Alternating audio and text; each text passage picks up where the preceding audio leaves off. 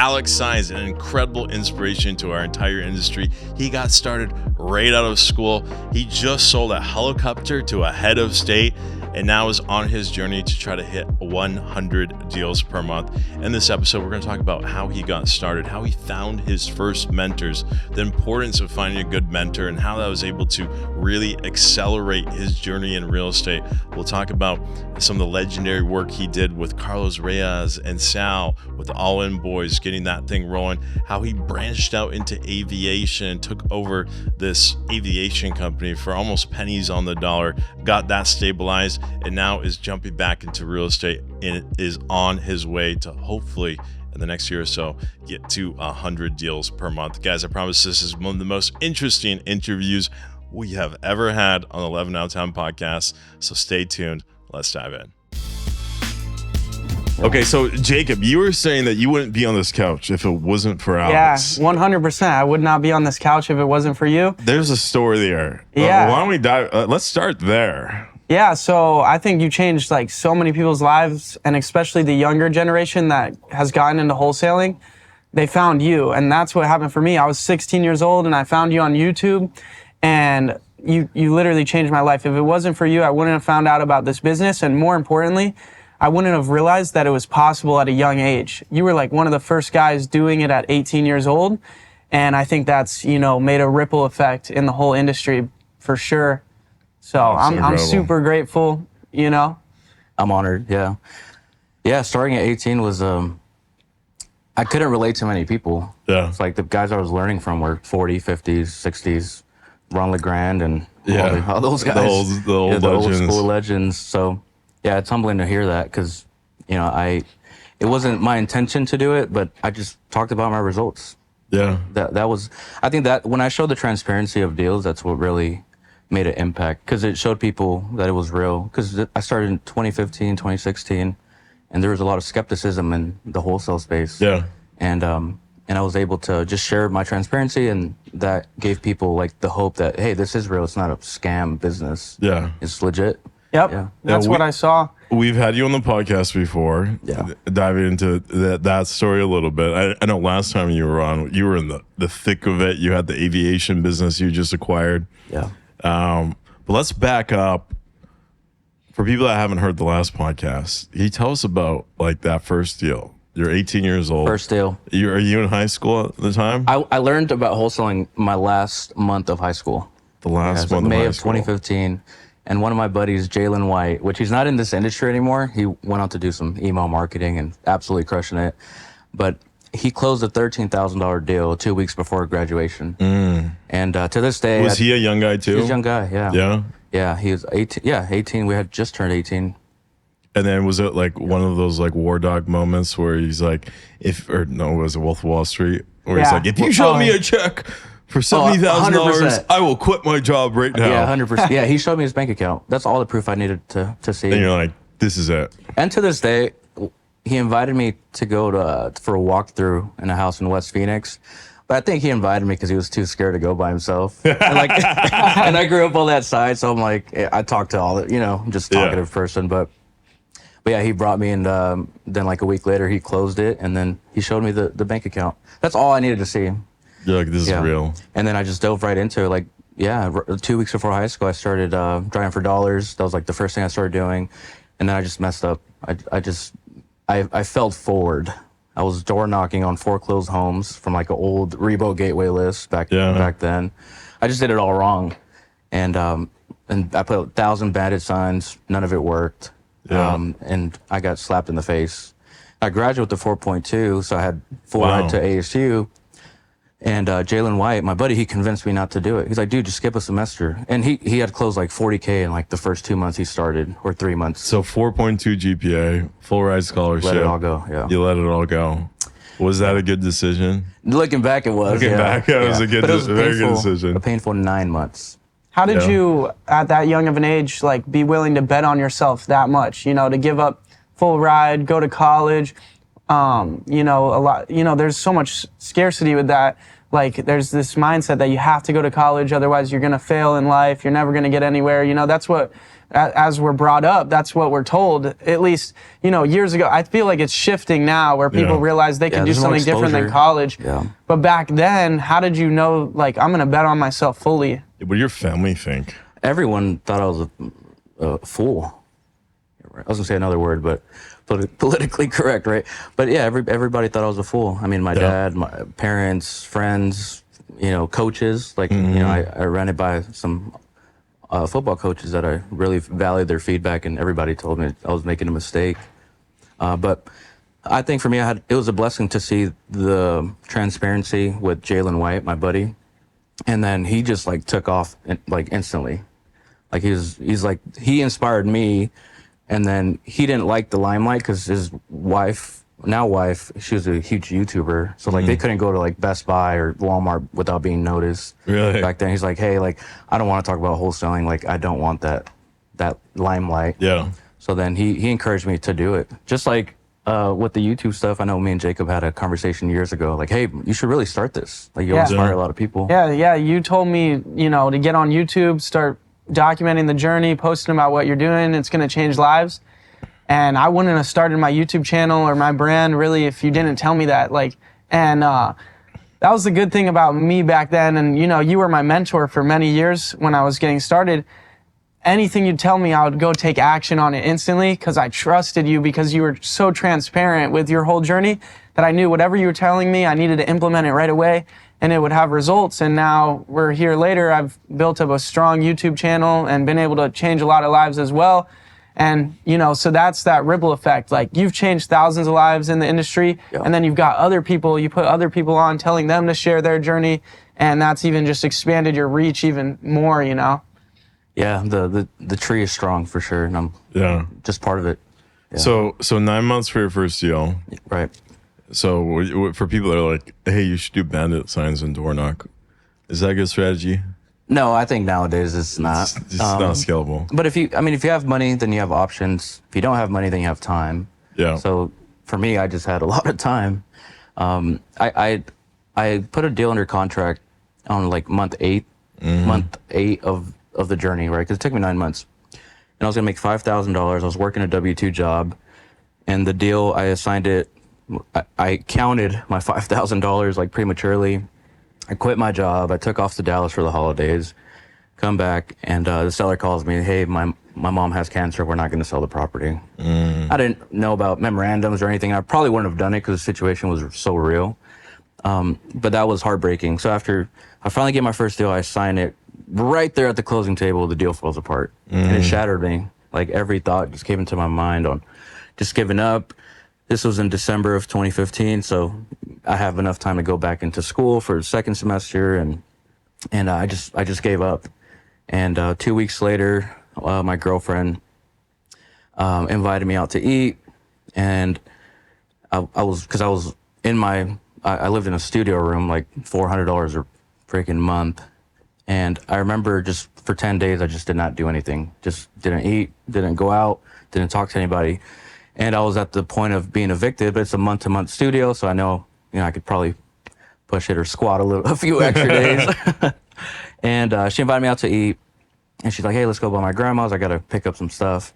We go to her grandma's in South Phoenix. I live in West Phoenix at the time. And a block away from her grandma's, I see a vacant house, like on the way to her grandma's house. Wow. Yeah. And at that time, I didn't know anything about skip tracing.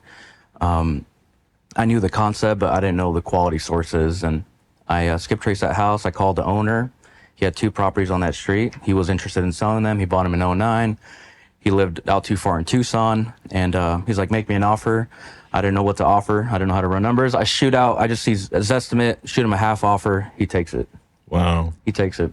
And I didn't know how to find buyers at the time. There was no great software like Investorlift at the time.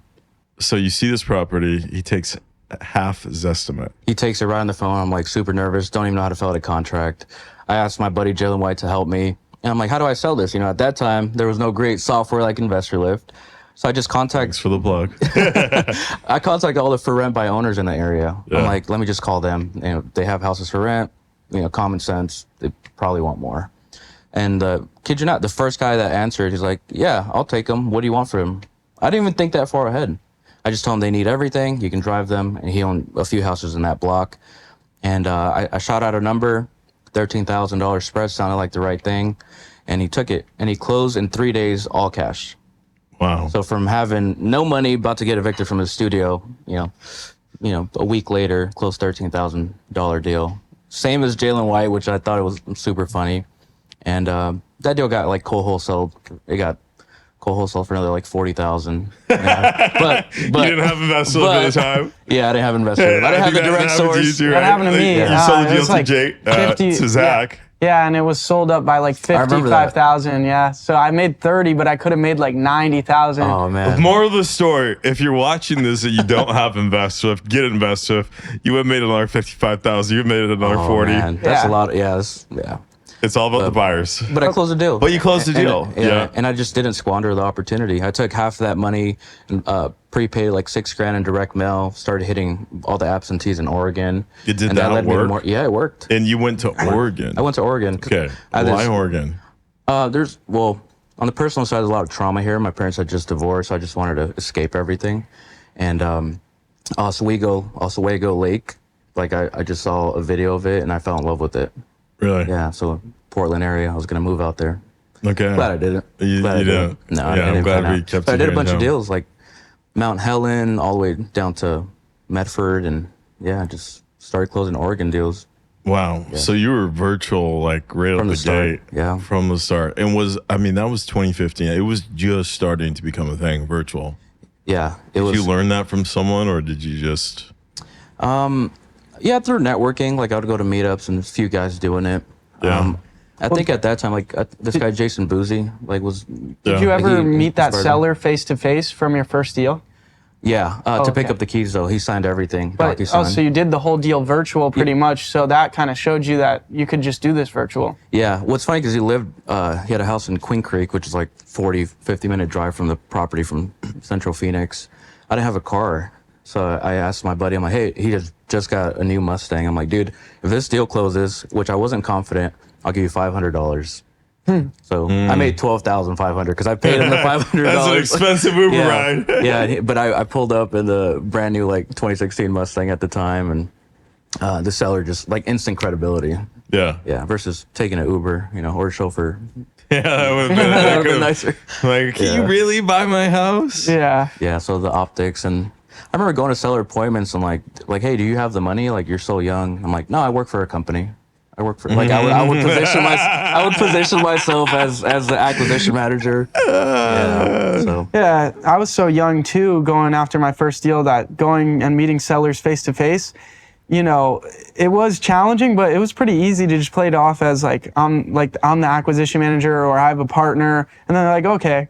Or me and my dad, but I'm not talking about that because he didn't believe in me. So yeah, I healed that later on though. Wow. Okay, so after you got that first one, you start doing direct mail. Did that second year, did it start like?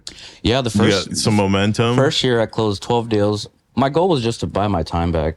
Like I just worked a bunch of random jobs from like Sprouts to State Fair and all types of things, and I just wanted to have the flexibility to play basketball at noon. That was like my goal. At noon? At noon, yeah. At noon, Midday, I want to be able to play midday. basketball. Yeah, so that's all I would do. I would just wake up early, hit some calls, see what came in on call row or Vumber at the time, and then I'd just go play basketball. And then I became really boring. So I did 12 deals my first year for $120K in revenue. There's some costs. I probably netted, I don't know, 70, 80,000 as an 18, 19-year-old. That's pretty good. But I was still in the studio. It was $400 a month. I had less than $1,000 in expenses. So I just started investing in the business. Yeah. I hired my first acquisition guy, and then the second year we took off. Like I paid this old guru out in DC. You probably know him, Rafael Vargas. Go Rafael. Yeah. Funny story. The first company I ever applied for was Express Home Buyers. Wow. I remember him walking in, and he did not look like Rafael today. He was like this nerdy, skinny little kid. And I remember talking to Brad afterwards. I'm like, so what do you think of the new kid? And he's like, he's a little too crazy for our team. But he went out and started slinging deals. He did. I paid him $5K for an event, and I'm forever grateful for him just opening the doors for his business because I learned how to cold call and skip trace. Yeah. That's all I needed to know. Yeah. So I think what Raphael had is he had insane hustle.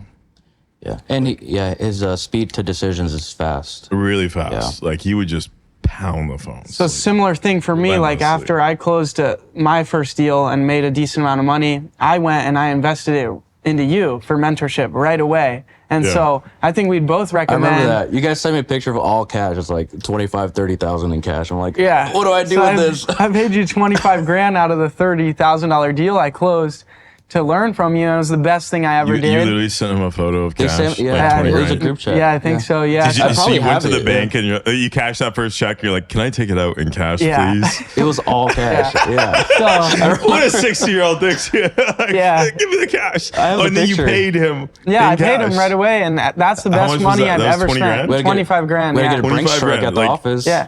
But they helped. Bands of hundreds. Literally, like from a year, All spread out. I was like, I'll take it, but paid him it's so 25 funny. grand. Then literally a year later, I'm doing about $1 million in revenue. I did 800 grand like the year after paying for the mentorship. So, So it worked out. I paid, it worked out. I paid $5K. I had about $11,000 in the bank. Raphael closed me on the phone. I'm like, all right, PayPal him $5,000. I didn't account for travel. It was another $3,000. Then we missed our layover, and that's where I met Carlos and Sal. We all went together. Ah. Yeah, so that united us. So out of like my 11, I came back with like $2,000. I'm like, damn, what do I do? So I had to hustle, driving for dollars to get another deal. And then when I had that budget, I poured it all into cold calling. So I got Yeah. like 10 callers, overpaying for, $6, $7, $8 an hour back then. Wow. I don't know what people are paying now. Yeah. I know we got good pricing. Yeah. We'll talk about that, but maybe our later podcast or maybe inside Investorlift. Yeah. But I invested into cold calling, hired 2 follow-up acquisition guys, and then we did 52 deals the next year. Wow. 650,000. Yeah, just straight cold calling. Just And you're pounding the like, phones. what, like 20 at the time? I was 20, yeah. How did it feel to be making over $500,000 at 20 years old? What happened? It was. Did you it go was like nice. and It like was ball nice. out and buy? No, 'cause, I was 20, but 21 is a different story. All right. I saved the budget for then, but You turned 21. You bought a Rolls Royce, didn't you? at one I bought point? a R8 at like 20. Oh, yeah, R8 at for my 20. 21st birthday, and then and then Car. that kind of, and then after that, it's been $1 million a year ever since. Yeah. Besides a leap year with the aviation, I paused it, but Okay, so I want to talk about that. So you bought an aviation business. You actually just sold a helicopter yesterday. yep, yeah, we'll To probably put the the footage up. wife of We won't say what president country. of a country. Of a country, yeah. Crazy. Allegedly, that's what. Okay, we- what kind? So you bought this. I mean, it's kind of a real estate play, but it's also a lot of operations. Last year or 2 years ago? Was it 2 years ago? Yeah, 2 years ago. You bought an aviation business. Yeah, and it's 20-year aviation parts business. Yeah. Yeah, There's a lot of those in Scottsdale. there is. Yeah, Do you know why that is? Why is there so many aviation parts companies I think. here? Yeah, there's just a huge aviator community here, and then just clear skies like all year round. Makes sense. Yeah, it's not. Yeah, airport's right here. They're taking off every Yeah, it's 5 like- minutes. Yeah, people love to ride bikes and fly here. Okay, how did you fall into that deal? Like, were you looking to buy a company? Were you? No, because we were investing in software for years and years. Yeah. You got with Carlos and Sal. Yeah, great guys. Yeah, absolutely. We're gonna have Carlos and Sal on here pretty soon. Awesome. Yeah. So you were with the All In guys. You had a pretty good run there too. We did right? great things, So yeah. you went out with Raphael. You met up there. You came back. The 3 of you guys partnered up. You guys went on a pretty big rip. Yeah, so they had their wholesale company, I had mine, and they just took off immediately. Like 6-figure months, like month 2 of leaving that event. They didn't really do What did you cold guys calling. learn at that event that allowed you to I crank learned out? cold calling and skip tracing. And I think for them, Carlos had a friend that was a Google like manager, like certified Google partner, certified Google partner. So they had the insight for PPC campaigns at the time. So they just get a lot of feedback. So they started pouring their money into PPC, and that took off. In 2016, it was a good run for PPC. It was a great Yeah. year for BBC. Yeah, and then we did our first few events, and then we just rolled our profits into more events and branding and podcasting and software and a lot of affiliate offers. Yeah. And we had a lot of fun, made a lot of money, and changed a lot of lives. Yeah. I remember being at one of your events like 3 years ago. It was probably like 2,000, 3,000 people there. Like, you guys filled the room up. Yeah, it was energetic. Yeah, it was great. it was It was solid. great. That was actually the last event I did with you guys, or second last, was actually my most profitable event in terms of sales. I think we I remember that. sold like $360,000 of licenses at one event. We'll have to bring that back. Yeah, try let's to beat bring that it goal. back. Go Yeah. set a new record. Okay, and then you buy this aviation parts company. Yeah, that kind of fell in my lap. I Was went it to just my- a smoking deal, or like? I went to my friend's wedding, and he sat me next to a guy that's been in the business for 20 years, and he invited me to his warehouse, and I see, he had like 12 helicopters there, and weeks later he's like, hey, do you want to invest in a helicopter? And I'm like, yeah, sure. And he's like, I have a potential buyer. We need to acquire from South America. And I wired him 150K, and that deal went south. So now I sent him the money. He's like, well, the deal's not there. He's like, do you want to buy my company? I'm like, what? Like, I didn't sign up for this. It was just a single helicopter deal. And that led to just me considering, and then I ended up committing. And it's quite a crazy story, but Okay, let's hear yeah. And that's another big leap of Yeah. faith too. Yeah, I made a very fast decision. Should have done more Yeah. due diligence. So, like, how do I phrase this? Okay, so I start with that helicopter. We have like an 800K profit, and then politics in a country in South America, they change leadership. So then that deal falls apart because we're buying it from the government. They do like auctions down in South America. So that deal falls apart. Then it transitions like, hey, like, I'll give you your money back, but I don't think you had it. So, and then it's like, but I can give you a crazy deal on my parts and business. So then I'm like, okay. So we agreed to 3.7 for everything. And then I gave him a 700K deposit. You get 12 helicopters, Well, yeah, I got a lot. but they're not like full helicopters, are they? They're like, They're parted out, but like 20 engines, like, 40 different blades. And I mean, a blade for those helicopters, like 200K a pop, new. Wow. Those are used, so you do the hours on them, they're less, but it was millions of dollars of inventory. And I thought I was getting a good price, and I did get a good price, but everything was going smooth. And then when I paid him the 700K deposit, we're here in Dallas, Texas with Orion. Orion's been on, how long have you been on Investorlift for? 1 year, September 26th is the renewal. Investorlift, absolutely 100%. Paid for this money back in like the first month. You got like access to all these buyers. Click one button, you get sent out to massive amounts of buyers. The leads come in. And then what's cool is that we have a CRM that's kind of connected to Investorlift, whereas when they text message you or they call you, it automatically get added to your buyers list. So within 1 year of being with Investorlift, we've already added 55,000 buyers to our contact list, which is a good deal, my friend. he just started doing drugs and gambling. Oh, shit. Yeah, and he blew it in like 4 months. He blew 700,000. So 700K. So at that point, I'm like, all right, this is, I have to pull all my stuff out and get my own spot. So I broke the partnership with him, and I was able to reach an agreement for like 60, 70% of the units, and then the rest went to his son. And then me and his son now work real closely. Yeah. So, it was quite a turn, but I learned the industry, and over the last year, just been delegating and building leaders. I have 2 warehouses here, and it's quite a different world for sure. So as you were buying him out of the business, he was still gonna be involved, like I was gonna showing keep you on the as a business, consultant, yeah. consulting. But he kind of went off the Goes deep to end. Vegas. Yeah, he's just and done. just He's like, F this. strippers and blow. Strippers, coke, and blow, yeah. So now you're basically dropped in an ocean Yeah. of a whole new business you know nothing about to figure it out yourself with all these parts to sell. Yeah, and I essentially. had an idea, but the right pieces fell into place. Like his son's like, I want nothing to do with my dad. Like, we want the same thing. So we just been working back and forth, and he's a young 21-year-old kid. Yeah. That's good. It's good that you had a son there that maybe had some experience in the business. He's been there since he was 13. So Wow. yeah, So he he's knows ran the the ins and company. Yeah. outs. Wow. So That's lucky. Good. but it's a different world. Like, so I'm in it for, after everything, probably like 1.5 collectively, and the valued inventory is like 10 to 15 million. So we bought right, and now we're selling daily, weekly. Not parts. bad. I mean, that's a 10x Yeah. multiple. That's pretty yeah, good. It's a lot of parts. You guys have to check it out. Okay, but how do you sell a helicopter to a world leader? Yeah. How does that go down? You get a phone, and it's like, hey, this is the president of El Salvador. No, So they you got have- a they nice have- helicopter. Yeah, no, they Can have. I buy it? No, it And goes then through- how do you deliver a helicopter to a cargo world ship. leader? Yeah, well, it's Cargo ship. it started with a few part sales. We're just supplying Yeah. part sales to Southern Asian country. We won't say which one, but Southern we're- Asian country. Yeah, we're selling. Just selling parts, and we would send the parts, give them 30-day, net 30, net 60, didn't matter, and we just began creating that relationship. And then what they'll do is like as their aircraft phased out, they'll do a requirements list. Mm-hmm. So then they pretty much just alerted all their vendors like, hey, we're looking for this.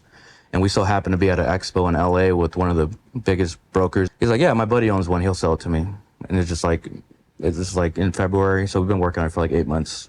These are not cheap. They're not a few $100,000. They're Well, with any aircraft, it's all hours, Yeah. right, as you know. So let's say if it was all overhauled, it'd be worth 1.5, probably Yeah. 1.5, somewhere in that range.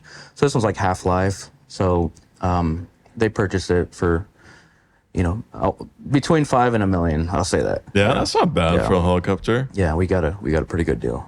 It's a Nice. multi 6-figure deal for sure. So And the when shipping's I'm gonna ready cost- to get a helicopter, I'm Yeah, calling you. Yeah, I'm your guy. We got the helicopter. My relationship, Guys, if you're watching this, you need a helicopter. Call Alex. He's your guy. or a jet, yeah. Or a jet. Use code Investorlift. Yeah, use code InvestLift for 10% off your next Gulfstream jet. So when you had to move warehouses, right? So the business was at one location. Now, it's kind of going south. You need to move all the parts and everything to your own location.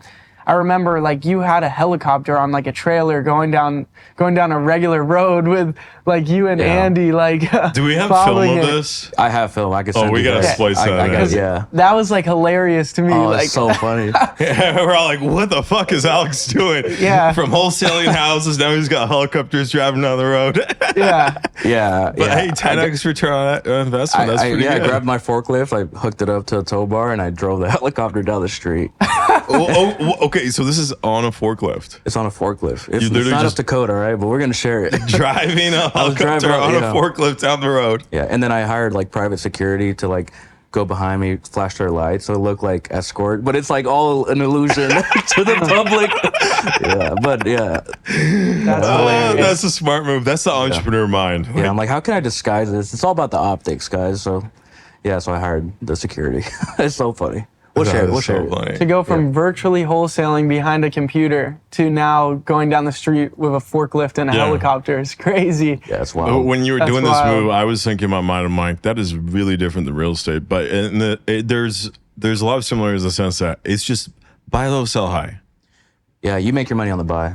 There's Yeah. a lot more due diligence, but it's similar because we're doing a 20-unit deal right now. Yeah, We're let's talk clo- about that. So now that business is stabilized. You I now got have time, managers, so I you have- got yeah. managers. A couple years getting that rolling seems like a good return on investment. You're into it for 1.5. You got 10 to 15 million dollars of inventory. That's stabilized. Now you're really getting the gears going again on real estate. Yeah, so last August, once we moved into my new warehouse, had a good team and started. Well, really, to be honest, it's super capital intensive, and Yeah. I've made 90% of my money through real estate. So I'm like, okay, I need to make a lot more money in real estate so I can play at the level I want to play in the aviation space. What's the similarities before we jump there with the aviation business and the wholesaling real estate business? Because I'm sure there's a lot of overlap with just the same business strategies. Yeah, it's B2B. So I think there's a lot of similarities in selling deals, like when you talk Yeah. to investors on investorlift.com. But when you talk to investors, like it's more B2B sales. So imagine just your wholesale real estate business, but nothing but B2B.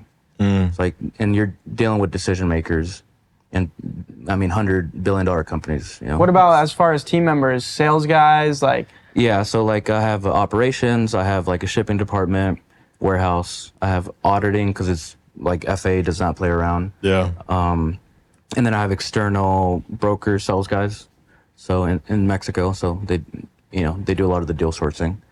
But yeah, it's different. Do you find Yeah. is it they're the stress sellers? Like, do you try to? You said you make your money on the buy. Yeah. Is there like strategies to I found find one. the I found stress a guy. sellers? Yeah. I found the squatter. Are you drug working guy. to? I got a deal, but I'm working on that. I'll Are definitely you talk working about to that. acquire any more parts at a discount from distressed sellers and stuff like that? Or No, I'm looking to acquire aircraft now because Yeah. the parts come with the aircraft. Like I'm sure there's hangars all over Scottsdale with, some guys retiring or done with it. It has a nice, G2, G3, and they have to keep spare parts on stock.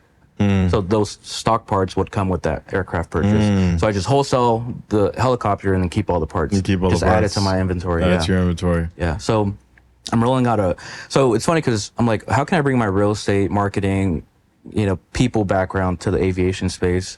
So I bought this brand called aviationbuyers.com. Paid a few grand for it. So now I'm doing lead gen for aviation aircraft, to Okay, buy. I know this is supposed to be Yeah. a real estate podcast, but I love aviation. So he's the king of domains too. This yes, guy is the I have a lot king of, of yeah, you got a domains. lot of brands. domains. Yeah. Okay, if I want to buy a jet, Okay. hypothetically, okay, not hypothetically, I want to buy a jet next year. Phenom? What are you thinking? I'm thinking Phenom 300. Yeah, I might have You heard. think that's a good pick? I like it. I'd connect you with my main guy. Or like a Cirrus Vision jet. Vision. I almost bought one Single last pilot, year. too. 1.8 million for G1. They have the new G2. the You can parachute buy system? with the parachute system. So that's single pilot. Well, the Phenom 300 is single pilot too. I'm gonna fly it myself. Not always, but I want to be able to. That flexibility, just go to Vegas real quick. Come back. Yeah, or pop up to Sedona. Like, Yeah. like, Why not? Why not? There's people doing it every day.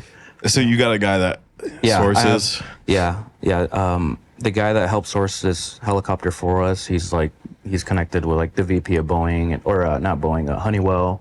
So he has relationships everywhere. He's been doing this since he was 18, Wow. and he learned from his dad. He's like 42 now. That unit right there, they have 2 helicopters, a jet, and across? a Cessna. Yeah, the top Really? one. Yeah, and my buddies are their kids, and they're learning to fly, and so they're gonna take me to Sedona in the Cessna. But yeah, That's so, and they have a cool. hangar like right here, so you could Yeah. get one right here, have your office attached to it. Yes. You should do it. I need to Yeah, do it. I'll help you though. I will Yeah? help you. Yeah. So there's a lot of overhead and whatnot to, with the aviation business, right? So now you wanted to supplement that income, get back into real estate, now that everything's managed. So how's that going? And I missed it. Like Yeah. Yeah. I was in a warehouse, aka a cave, for a year and a half. It's like, my entire world beforehand was social networking, podcasting, going to masterminds. I was like in 4 different ones, and so I missed the social aspect of the business, and I didn't value it when I went into aviation as much as I do now, because I was away from it. Like the people aspect really, it pushes you, it definitely pushes you, instead of just being locked in a warehouse. So I missed it, and a lot of different perspective on seeing what social media is now from when I started. I just have a different view on how I'm going to redo it all over again.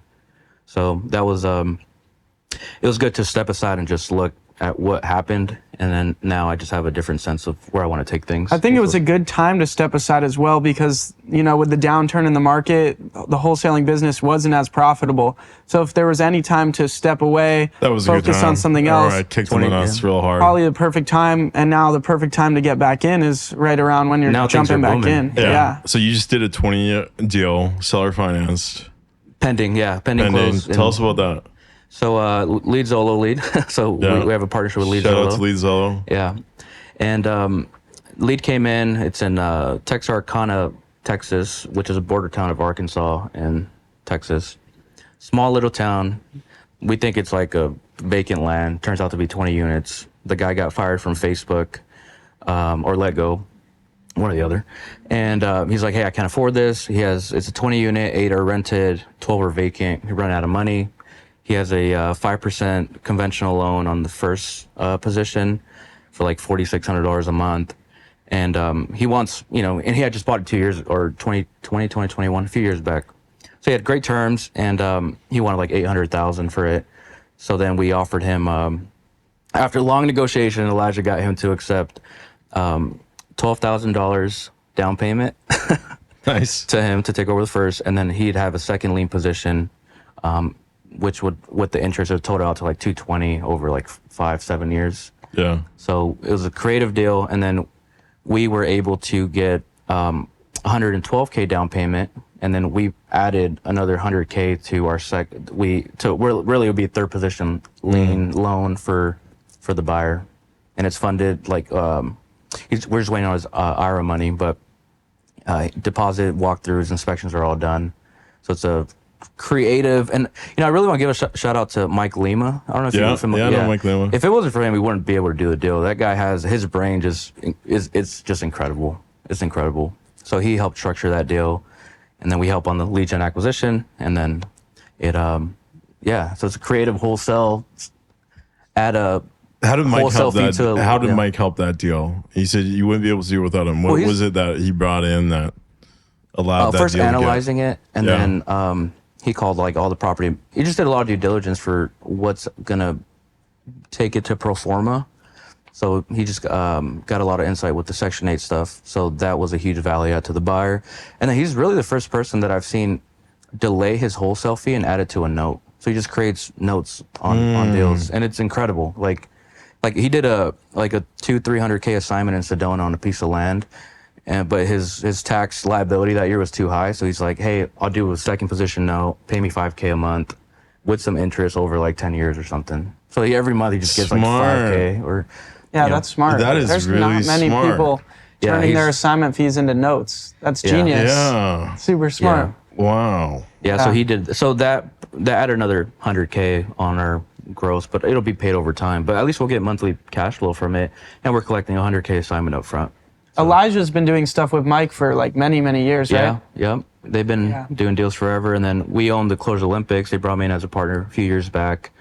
So from there, after Closure Olympics, Leads was like, hey, we want to build a $100 million portfolio, and we have a partnership. So they send us quite a bit of leads every single day. Heard you got Elijah was here the other night saying you Yeah. guys are getting a lot of leads. Yeah, and we have a 16, 18 person team now. Just hired more people this past week, and yeah, the machine's cranking for sure. Machines Yeah. coming How out. many contracts are you guys getting a month now? We get one contract a day average for sure. Wow. Awesome. One, two approved. Well, we'll get like two really, but we have an approval process for our contracts because we're Yeah. nationwide. So we So- shut down a lot of them up front. There's this Arizona mastermind that we're all in, right? And I think it was only a few months back where you were it was right when you were jumping back in, you came to it and you were kind of building out a game plan of what you were going to do. But you've been able to go from like doing like no deals, just focusing on aviation, to now doing a deal a day in a very short period of time.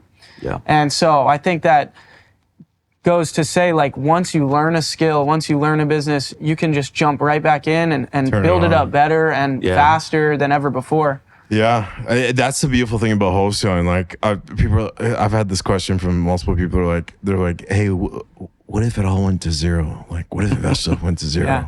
What would you do?" I'm like, "I'll just pick up the phone and start calling." I got this skill where I can literally pick up the phone, start finding people that need to sell houses, and It's I always got gonna the be a need. buyers. And within 30 days, I know I'm going to have another 50 grand in the bank, and within another few months I'll be at $500,000 and just keep on cranking it. Like, that skill gives you some confidence of swagger where you're like, if I need money, I can pick up the phone. Yeah, 100%. And I've even had a moment like that where when the market changed and like my business was kind of grinding to a halt, like everybody's was, like none of our deals are selling, and it's like the only thing to do is buy deeper. So got to jump back to my 2019 wholesaling skills, make sure I'm buying these deals at 50, 60 cents on the dollar no matter what.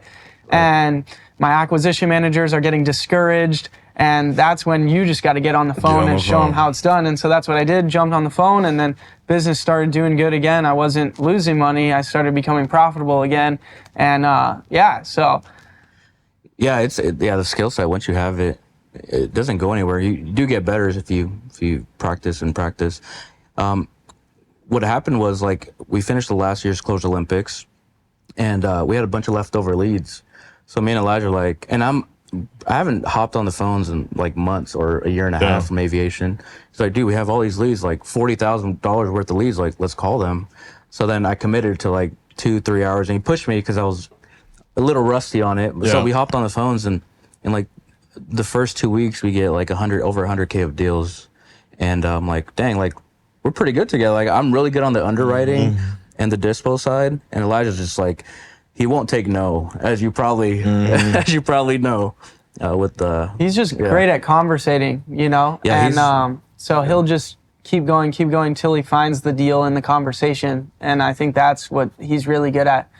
He's extremely persistent. So, yeah, we just worked well, and from there, Lead Zolo saw that we got deals like pretty instantly, but obviously higher level talent. So now it's like, hey, could you guys build a team? Like, absolutely. Like one Instagram post I post, and I have, I don't know, 40 applicants wanting to work for us. Wow. Like, so there's just a lot of pre-existing assets and ability to build a team, and that's what we did.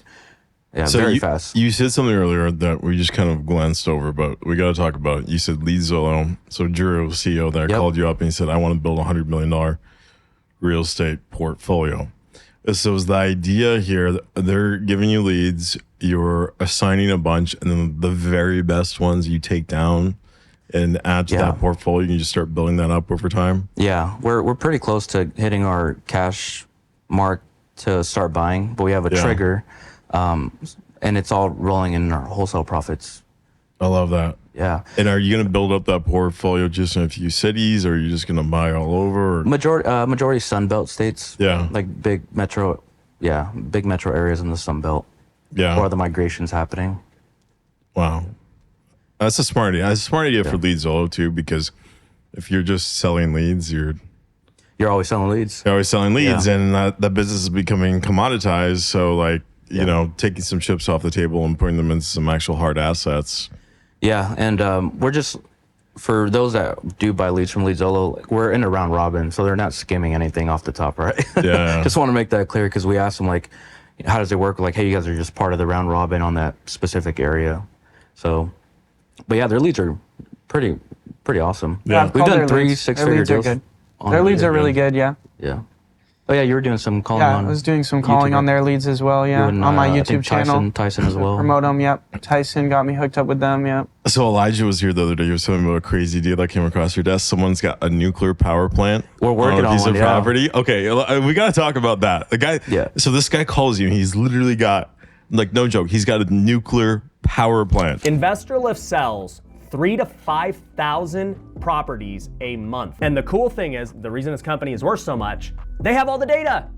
They know everything about every buyer and every market and every property. Every buyer in America has a profile. Every buyer in America. That's crazy. Yeah, piece of here in land. small town Arizona. So I'm doing like some lead auditing, and one of our guys like marked it dead. I'm like, Arizona lead. So I look into it, and he's looking for single family wholesale, right? So that's why it's important to really audit your acquisition guys on like how they dispose on leads. So I'm looking at it, and he marked it dead. I'm like, Arizona. I click on it. Zillow doesn't show me much, and I put it on my MLS here. It's like 200 acres. I'm like, what the heck is this? And it looks like a power plant. It looks like a wood manufacturing plant, you know, where they build, I don't know, they tear down logs or whatever.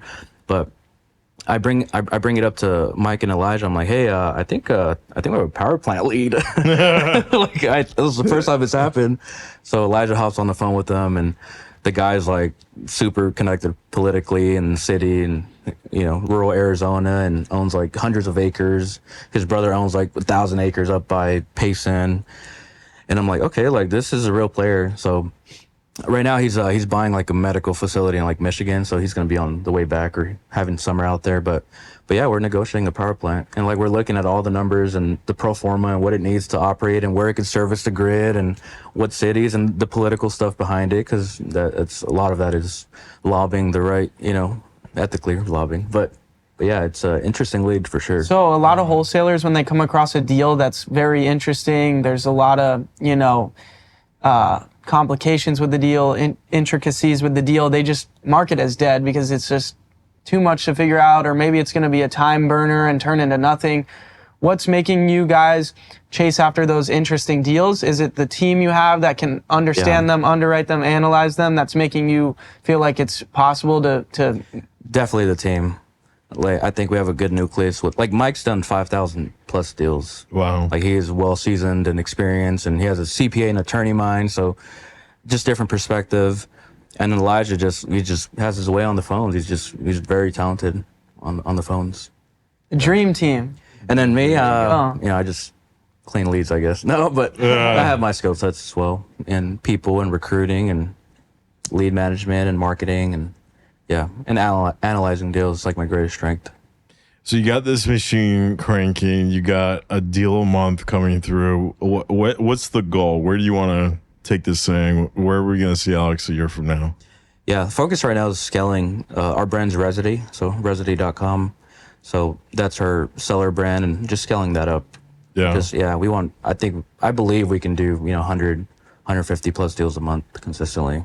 100, 150 a month. Yeah, and new contracts, and there'll be some fallouts, of course, but yeah. Okay, so you're not playing small games. A lot of people are like, prepping I want to eventually get to 100 deals a year. No, you're going to get to 100, 150 per month. Yeah, for sure. Are you doing And there's other- people that have done that, so I believe it's Who's possible. done that?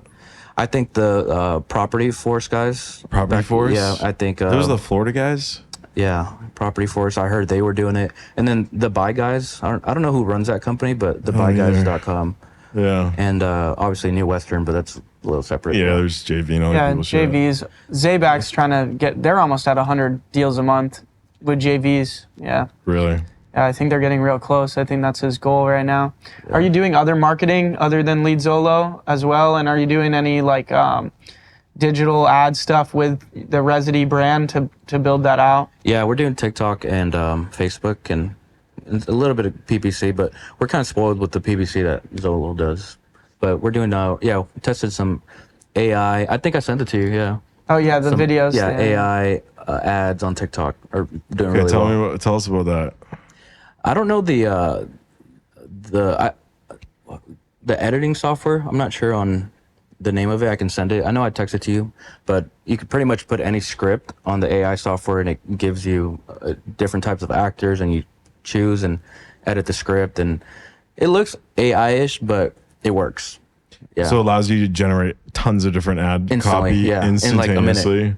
Yeah. And then you could test those scripts. Yeah, we test them, and then we'll do specific, like, hey, have you inherited a house? Directly. So right now You we're can testing it. rapidly iterate on your messaging. Yeah, and very that's fast. good because a lot of people are paying like $200-300 on Fiverr video, for a yeah. paid actor. Yeah. And then you get the videos back, their energy's off, like it's just not good. But if you're able to spit out a ton of different options from AI, even though sometimes the eye movements kind of doesn't add yeah. up, but other than that, it looks like almost 95% realistic. So having like 100 options is yeah, really works. helpful. What I love about this is you could have like ChatGPT or something create 100 different variations of a script.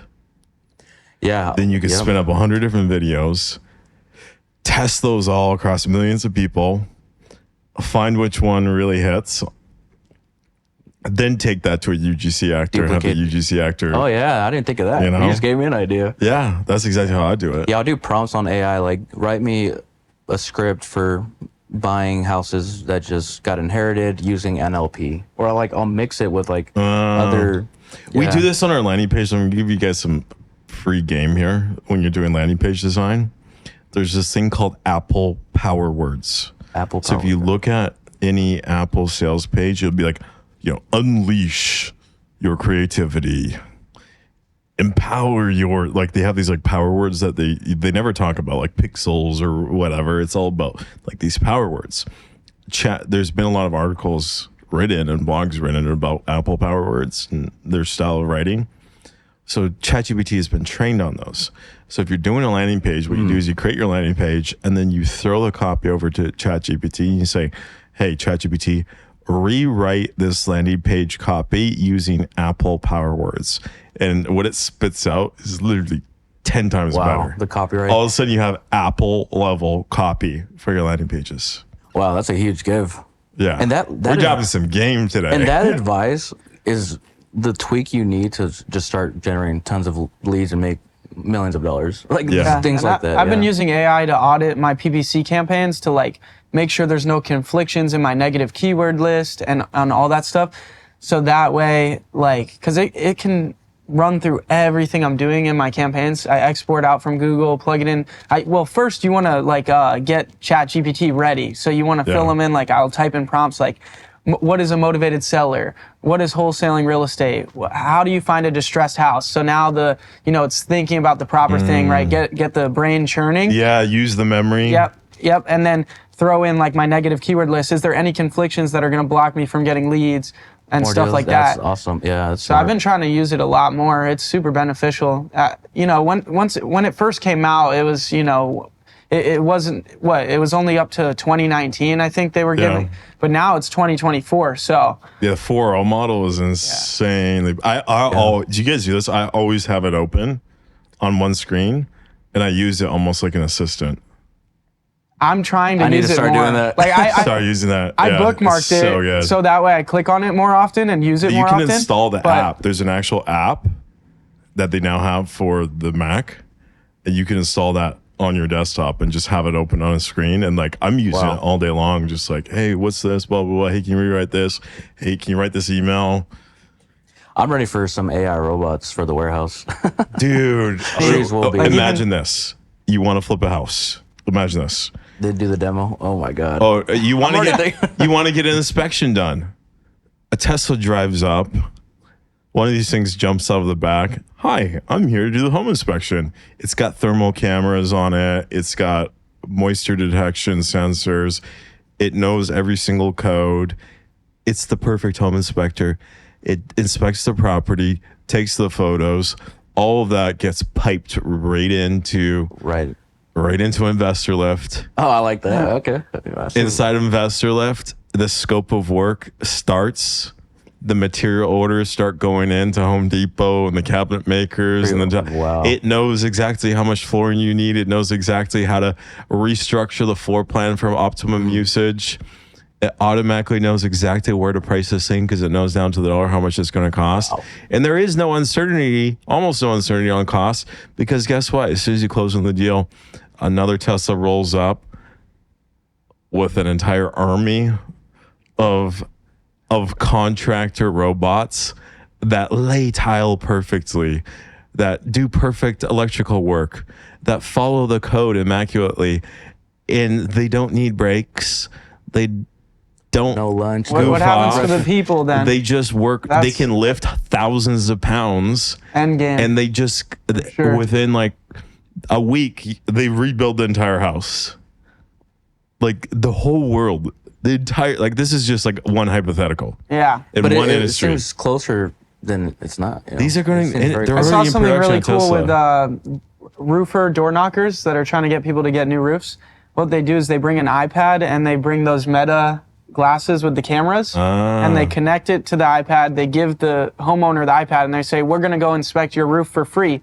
And they get to watch the full inspection live on the iPad sitting in their house. So that's brilliant. The roofer is, you know, the Pointing door out, pointing wow. everything out and selling them like easy sale. Like this tile is broken. Like you're going to have a problem here. And so that I saw that recently. I'm like, damn. That's pretty innovative, But the yeah. future is finally here. You know, it's like thank God for Elon Musk. He literally like single-handedly saving the world. Changing the Imagine world. if he dies. I don't want to know. That We like can't. the Yeah, like the entire history of the world, like the whole future that we could have, like it gets Lately- set back. So worried about him dying, Trump dying. I'm actually worried about it. Well, you saw Elon he had like 2 assassination attempts Really? where 2 people came with like AR-15s on 2 separate occasions to Tesla headquarters, and they got stopped like 8 miles out from the headquarters trying to get him. Yeah. Wow. Wow. And then you got the Trump over our like leaders. almost like dude, Yeah. like literally clipped his ear. Well, Elon didn't tell anybody about that till what happened to Trump. really? I guess he didn't know didn't want to anything talk that. about it. Wow. Yeah. Holy shit. It's crazy. I don't know. It's fucking crazy. Pray for our leaders. Yeah. Yeah. The future is here, but it's also like, are we in a movie right now? Like all the shit that's gone down over the last year. If you wrote it as a movie Truman script and Show, you yeah. read that movie script, you'd be like, nah, this is too much. Like, it's not realistic. Well, there's so Yeah, many since things it's out that of guessed touch. all of this to happen too. Like there's so many there's like I forget the name, but a radio show in the 1990s guessed all of this. It's got like so many millions of views on YouTube, but everything that was said in this talk show on the radio is all coming true. Oh, you gotta send me this. Yeah, I'll find it. I gotta It's- see this. I gotta see it. So shift into real estate. Like, what do you think is working for guys like most successful companies now? Because we're doing Yeah. a lot of deals, but we're just like in the cave. The market's back. The big guys are all very heavy on digital. We're now seeing the big shift over to PPL, which, I've been predicting for years. I've been like, people are not going to generate their own leads anymore. You got to go buy leads, Complex. buy leads and just focus on underwriting and closing. Right. I think that all the small guys are gone. So the small guys all got wiped out. No more coaches, no more gurus. Yeah. Education, high ticket education is dead. Really? It's completely dead. Like I've talked to all the big guys. They're like, yeah, you can't sell $5,000, $10,000 coach anymore. I would bring that back. People don't have the money because for it it's- right now, right? But it's all free on YouTube. That too. Yeah. Yeah. I think Mastermind, people still want to be part of a community. I think that still sells. You can't disrupt that with the YouTube videos. But we've disrupted the high ticket education. It used to be like if you wanted to learn how to flip, you had to go pay someone like $100,000 to learn. Those days are simple gone. flips, yeah. I Yeah. think it's a detriment though, because if there was all the information out there, maybe I wouldn't have paid you, and then I wouldn't be light years ahead. Because if there's all this information out there, you don't know which information to take. Overwhelmed You're with it. getting it from too many sources, and then the big thing is because you think there's every answer out there, you're trying to find every one before you take action. But when there's not every answer, you're more prompted to just go figure it out. Yeah, you get a game plan. It kind of holds you back. There's more really big guys going in the business right now than I've ever seen before. Like just this week, I've had my sales team escalate 3 different customers to me where they're like, you need to get on the phone with this guy. 3 different companies just last week that are doing over $1 million a month in assignment fees. Wow. It used to be that we would get 1 a year that was doing that kind of numbers. But now Wow, we're 3. getting 3 in a week. That's insane. Yeah, that's crazy. Yeah. I believe- It's a lot of more low key, under the radar kind of guys that I've never even heard of, or maybe I've met them once. And then, a few years ago, they're doing a couple $100,000 and now they're fucking pumping. and you can see it on $1,000,000 your back end on Investorlift, so it's real. Yeah. Yeah. So I think that whole 100, 150 deals a month, I do see that being realistic. I think you could definitely Yeah, I accomplish agree. that. I agree. I think with the leads and the acquisitions, I think the toughest part is lead management with your sales guys for us. That's our biggest Yeah. thing. And then because we get so many, such a new influx of leads, the follow-ups fall apart. Circling back to AI, I got this AI demo. That's so good.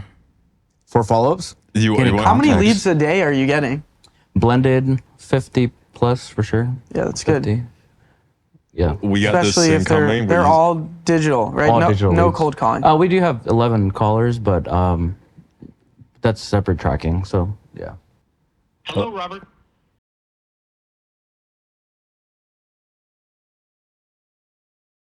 That's good. Isn't that crazy? Dude, yeah. Sign That is us up. crazy. Game changing. Who's doing events now? I have not seen any. I remember. Cody Sperber's got one coming Okay, yeah, I out. did see that. Yeah. He keeps saying he's retiring. is It's that- going to be his last That's event, his third but that's retirement. just Third retirement. Yeah. yeah. I went to his Vegas one 2 years back. With Yeah, that was a good one. Super fun. Was yeah. Sick Kick the DJ too? Did you go to the after party That was thing? pretty good. That looked- Yeah. We all got a table. I think we're all. I didn't go. Yeah. It was good. Are you Yeah. guys? Are you going to the Florida one? When is it? It's Next month? In Probably a not. month. No, it's my son's birthday next month. I got the whole month Yeah. blocked off. Yeah, but the events, besides Cody's, because I did see that, there hasn't been that that reunion type event. Well, you know what? Where do people go to meet up? Okay, here's the thing. 2 years ago, it was the anyone with a heartbeat can wholesale era. It's not that anymore. It's completely shifted. Now it's the professionals. The noobs are gone. They're all gone. It'd be They don't- But they're still looking for that leadership and that inspiration to push. I think of that because I put myself in their shoes because we all have been there, right? It's like, what are they? Yeah. Yeah, we're doing tons of deals. Well, hello there. Trick or treat? I think not. We're here at the newest acquisition, and it ain't October 31st yet. It's October 29th, and I just put this bad boy in my portfolio. I'm about to take off my gloves, about to go to the bank, and about to get excited because this thing is about to be rehabbed and put in the rental portfolio. I may even flip it. But I love the more distressed, the greater the upside opportunity here. So welcome to the newest acquisition. If you ever see deals like this, you don't know how to digest them, click below. Let me show you how to turn this trash into cash. We'll see you soon. Doing tons of deals. But you know what I want to do is next year. You But know how who's we're giving them hope? you know how we're like 11 out of 10 next year on November 10th. Investorlift conference. 11 out of 10 summit. Oh, I like that. 11 out of 10 on, and then every year on 11/10 we do 11 out of 10 summit. That's a good idea. You Probably just so. know in your mind, hey, 11/10 is like the biggest real estate event of the year. Probably sell like a ticket or two. Gotcha. Yeah. That's I think, good. well, if we do it though, we need like an arena. That would be sick. We need And an it- arena. Like the Cultivating- Limitless Huge. event has the Cultivating arena. You seen that that? reunion energy. Because I've been to a lot of conferences, and it's like, well, a lot of the conferences get to meet the speakers, but most people don't. Yeah. So it's like, how do you create that? That's what really worked for All In, the first events. It was like, we were like, they can, Well, you know, Ryan touch us Pineda almost. is still doing. Yeah. Ryan Pineda's doing events consistently, Very personable, yeah. but they're Every not 3 just months. about wholesaling. There's no like wholesaling based big events where it's just it's more focused. Well, like the all-in it gets- events were always primarily focused on. But even wholesaling. Carlos and Sal shifted away from that. The last event they did was not a wholesaling event. It was an Yeah. entrepreneur event. And then I was like, I don't know how I feel about that, man. Like, I need Well, wholesalers. I And feel we like- I'm not a didn't fan do of any it. sales at that event. well, We literally sold feel like like there 2 was licenses. still- That was it. But then they had Ed Milet, right? And then they had Bradley. Who? Well, right? but, yeah, So- but the last two events I was part of, we did majority education, then we had one keynote to end the day, different type mindset. I think Bradley and Ed Milet. But I missed the just strictly the wholesale reunion community. It's like you'd show up and I'd see like Nick Perry all the time. I'd see Yeah. like Keith Everett and all the yeah, like Brent at the Daniels. DoubleTree. Yeah, It and was then fun. like it was just like felt like big family. We should 11 on 10 family reunion. At the DoubleTree. Do it at the DoubleTree. DoubleTree. Yeah. Exclusive. All right, so real estate Jenga. How this works is this stack of blocks here has questions on it written by other podcast guests. So what you got to do is you got to pull a block, answer whatever question you get, and then you got to take that block and write a question for some future guests to answer. So take a question, leave a question. Okay. All right, go ahead, do the honors. So answer first. All right. Yeah. Psych. No, I'm just, I feel like we should set it up so that sometimes it falls. All right, what'd you get? dang, got a different one. No, it's a good one. Question is, if you had the attention of the whole world for 5 minutes, what would you say? Good question. Do I have full 5 minutes or? Yeah. Man, this is yeah. I would say, and with my journey, just seek help earlier, for sure. Because when I turned 21, I started partying and never did drugs, but just kind of got lost in the sauce, Yeah. as you would say. But I wish that therapy and like psychology work and healing and trauma was brought up to me earlier, Yeah. because there was a lot of self-sabotage from that. And because I went through like years of psychology work, from hypnotherapy to just healing myself, that allowed me to just be and get rid of all the limiting traumas and factors that were limiting me. Yeah. And to add to that, it's like just because you do that doesn't mean that you're broken, right? Like, cause from being a minority, like that was never promoted to me. And I wish it was. Yeah. And I think more people need to hear that you're not broken. Like this is to help enhance whatever you're doing. 'Cause Yeah. when I was from 21 to 25, when I was doing my healing journey, like there's nothing wrong. It was the best years of my life, Yeah. but I knew there's something greater to go after. And so I would just say that, like, take care of yourself. Take care of yourself. Yeah, mental health. You go up to Sedona a lot. I've been there, yeah, hundreds of times. That place is indirectly thanks to COVID. special. Very special place. Yeah. Yeah, we gotta go. I gotta show you. Yeah, the- let's go up together. I was labeled the mayor of Sedona by a lot of people. I love it. Yeah, because it's really about like when you go up there, if you're like stressed, you're burnt out, whatever, you just go up to Sedona for a few days. Yeah, it's You just meditate, the chill. Yeah, I just went Hit a the couple weeks creek. ago.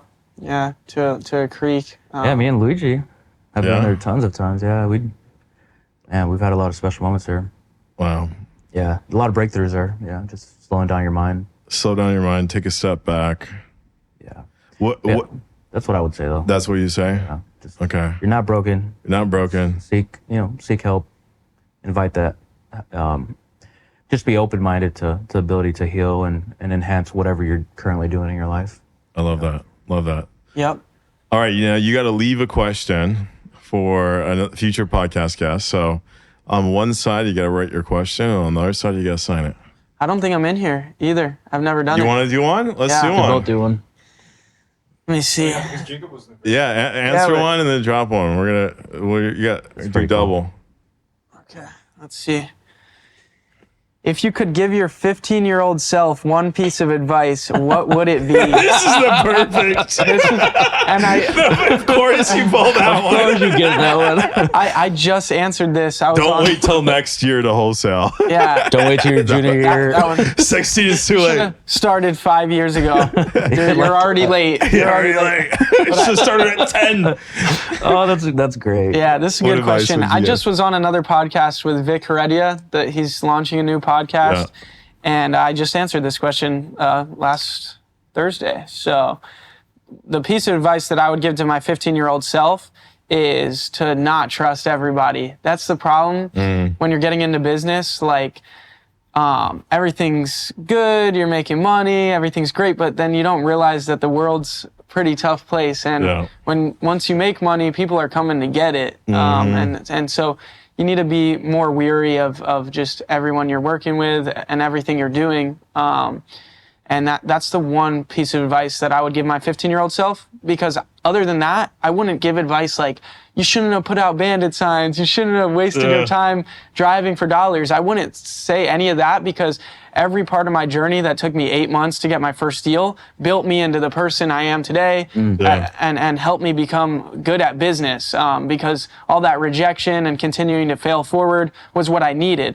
But the one piece of advice I needed was more about life. Like, once you become successful, you need to watch out, protect your business, and just that's the piece of advice I would give. I've changed my answer on this one. My previous answer was that I would say it's all going to work out. Because I remember when I was young, it's very overwhelming. You're like, shit, like, is this actually going to work out? Like, I'm pretty sure I'm destined to do great things, but am I? Like, is this actually going to work? But you know how, the way I was thinking about it more, you know what advice I would actually give my 15-year-old self now? What would it be? Nothing. I wouldn't say anything, because it's like the whole like butterfly effect. It does change. Like that uncertainty of whether or not it's going to work out probably created the conditions that got me to Shaped where I you. am. It's like it had to be hard. It had to be tough. There had to be uncertainty. If you just knew everything was going to work out, You probably want to go as hard. probably wouldn't work out. Yeah, no, I can resonate with that. Yeah. So sorry, younger 50-year-old self, but you're not getting any advice. Yeah. You chose the perfect one. Yeah, I love that, Jacob. Great answer.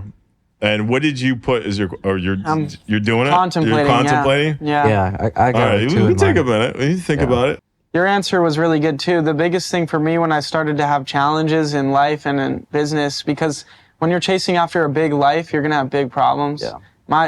I totally agree. Like, get help as fast as possible. Like, find resources to get better, to learn more, to heal, like, as fast as possible. You don't want to delay that, because the thing about it is the only way out is through this stuff, and that takes a lot of time and a lot of effort, and it's painful to like work through a lot of this stuff. And so the longer you wait, it's just going to get harder. You're going to pile up more stuff to work through, so that was a good answer. Very good answer. Yeah, I know we've had a lot of, off the record calls for sure. So Yeah. we know we've been here for each other. Yes, sir. Yeah. Power team right here. Absolutely. All right. Trump or come on. No. We'll give you 2. No. We'll get Alex on her block. Get Alex All right, on her block. I'll do it. That's hilarious. We gotta throw that one in there. Just a trick question. I don't. Okay. Go ahead. I'm gonna sign it too. I'm Do gonna sign. If you had to start from zero, what are your first 5 steps to rebuild? I like that. Yeah. Yeah. All right, my question, or my prompt almost. Give 2 or 3 mental strength secrets you resort to when you feel down. I love it. Okay, you got to sign the other side. Yes. And I think you should answer. I want to hear you guys' answer. Yeah, Trump or Kamala. You want That's another Don't one. answer that. We'll wait. Hey, Jacob, how would you answer yours? If you were to start over, rebuild from zero. Step 1 would be research, because I don't know that I would necessarily just jump right back into wholesaling real estate, like, because I'm at a fresh slate. So now I could open my mind to like other business models. So I would do research about like what I really wanted to get into, because I know that I could take my skills and go from 0 to 100, quickly. Just like kind of how you jumped right back into real estate. Now you're doing, a deal a day. Just like, so I would see if there's any other industries that I could take all my knowledge in business and implement it in there and have more success, or there's a better top line, right? So that's what I would do first. Then second would be lead generation, because you got to have customers. You need leads, you need opportunities. So I would dive into everything possible about lead generation. And then sales, I would just get on the phones, like you were talking about earlier in this podcast, like just pick up the phone and make money come through. So that's what I would do. I'd pick up the phone personally, and then now I've got my business model that I'm going to chase after. I've got lead generation. Now I'm learning the business from the ground up, being on the phones again. Nice. So I'd get back on the phones as soon as possible. And then next would be how to scale. Yeah. Would be how to scale. And then 5 would be how do I sell? Because I think if I got into another business, I don't think it'll be a business that is challenging to sell. Selling a That's the wholesale one problem with business is wholesaling. Tough to sell. challenging. So I think those would be my 5 steps. Research, find the next industry I want to get into, lead flow, sales, learn the business, and scale, and then exit. Love it. That's how I would come into starting from zero. Actually, I think that's the perfect roadmap. Yeah. This is a beautiful answer. Great answer. I don't know who says this quote, but it's like the only way, or the miracles you seek are through the actions you're avoiding. I think a lot of people in this real estate industry just avoid to pick up the phone. Yeah. Yeah, pick up the phone, just dial. You do a few days of prospecting on good leads, you're gonna get a deal. You're going to get it. It's Yeah. gonna hit. Whenever I have issues in my life too, like if I have issues in my life, even if it's not about I need money, like I don't need to generate money, the best way to like get myself to a new level where I'm going to do better in life is to just get on the phone. And then when I have issues in my life, I'm able to block out all that noise by just diving into the leads, picking up the phone, and just having conversations with people all day. Rather than worrying about my problems, I can be on the phone doing something productive. And, with sales, you want to bring in a positive energy, and carry that through the phone. So I'm also kind of making other people have a better day. Some people get pissed, that you're calling them. But other than that, I'm also having good conversations, bringing joy to people. So yeah, people love talking to a professional on the phone. Especially you know what you're doing. Yeah, when you know what you're doing, they love talking to you. So that's always been like, even if it's not about money, it's just about, I'm in a spot in life. It's been drown it all out with just calls. And then on the other end of a few months of calls, I'll be in a better place. I love that. I love it. Love that. Alex, read your question again. Yeah. Let's hear your answer to your question. So give 2 or 3 mental strength secrets or tips you resort to when you feel down. I think Great question. not in order, but one is just calling friend, family. Well, for me, not much family, but a friend that's doing better than you. Like they're having a lot of triumph and a lot of victories. Just hearing that results or motivation, like it gets you up. Love that. Like, yeah. like when I was coming back into real estate, like I talked to one of our mutual friends, Matthew. He's like, yeah, we have like 50, 60 deals this month and we're closing on big 100 portfolio deal. I'm like, oh, that's cool. Like, what do you think you're going to make on the portfolio? He's like, oh, we'll probably get 7 figures of equity instantly plus cash flow. I'm like, oh, cool. Cool. Like that alone, I'm like, I'm coming back to real that. estate. I'm freaking coming back. So yeah, that gives you a boost for sure. So receiving that, and then another mental strength secret to like change my mood instantly is I'll go through my contacts and I'll just swipe and then like just Russian roulette it almost. And then whoever it lands, I'll call that person and just catch up, show appreciation. Hey, thought of you. And I'll let them know, hey, you know, I do this every Monday and you're on my list today. Yesterday was Sal. Yeah. Yeah. That's cool. Yeah. So that'll just uplift myself. And then, yeah, I think those two are really good implementable tactics to just raise your vibration and mood. Love it. That's a good way to connect and stay in touch with your relationships too. Yeah. Awesome. Alex, one last question for you. Yes. Zach always asks this question, and he's not here today, so I'm going to ask you, how do you want to be remembered? What do you want your legacy to be? I'm 27. Definitely want to be a mogul. I think that's business mogul. That's really why I push into the aviation space. Yeah. For that type of worldwide trade. So want to be top achieving minority entrepreneur globally. Yeah. Yeah. Like Carlos Slim vibes. Love it. Yeah, Go 11 out of 10. I think Go just a hard, go global, home. yeah. I think just make an impact on a global stage. Yeah. Yeah. You want to have big impact. Yeah. And I'm open to the highest and best. So yeah. Love it. Awesome. Global impact. All right, guys, thank you for joining us on another 11 out of 10 podcast. If you found value in this podcast, drop us some love down in the comments below. Comment 11 out of 10 or ask Alex a question. We respond to all these questions ourselves. So drop us some questions down below. If you're interested in learning more about real estate, we got a few links down below. We got the FlipLift community, about to launch the Uplift community. We've got a few different ways that you can be a part of what we're doing here. So check out those links also down below, and we'll see you next week.